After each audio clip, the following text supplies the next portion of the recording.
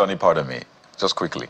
Ever since that tariff increase, has there been even 1% increase in supply? I know the answer, at least for me, but has there been even a 1% increase in the supply of electricity to Nigerians?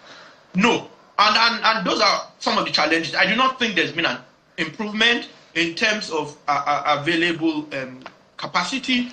But yeah, so that's where the problem is. There definitely are problems with that decision. You know, you can, for example, argue that discos are going to concentrate on those people. You can have different arguments. Even I have raised issues about that banding, because there's the good, the bad, the very ugly around that issue. But it's not some. See, the power sector has long lead times for many of these things, so you wouldn't see an immediate result. We've been saying this for a long time, but the truth is that I think we're closer than we've ever been. But however, you won't get it today. And I'll give you a bit of history. The last time we had a major upgrade of the grid was around 1985, 1987. Until you had a Fashola come in and start a number of transmission projects. So these things, if you abandon something for 20, 30 years, in 5, 10 years, it's easier to destroy than to build, right? So now imagine destroying for 30 years. It's not going to come up just one day.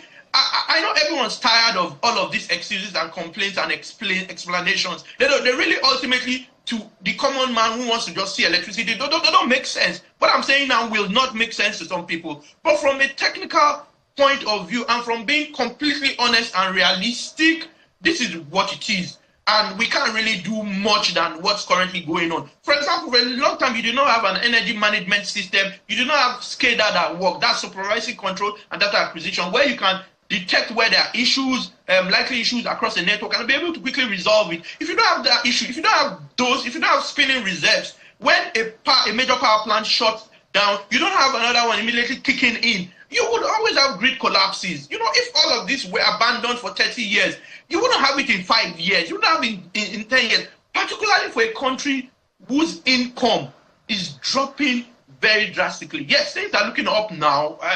I mean, from an economic point of view, or seem to be looking up. I listen to Mr. Bismarck Rewani every now and then, but for a long time, it seemed like sad news, bad news, bad news. More recently, looking up. But the truth is that you cannot take the power sector in isolation.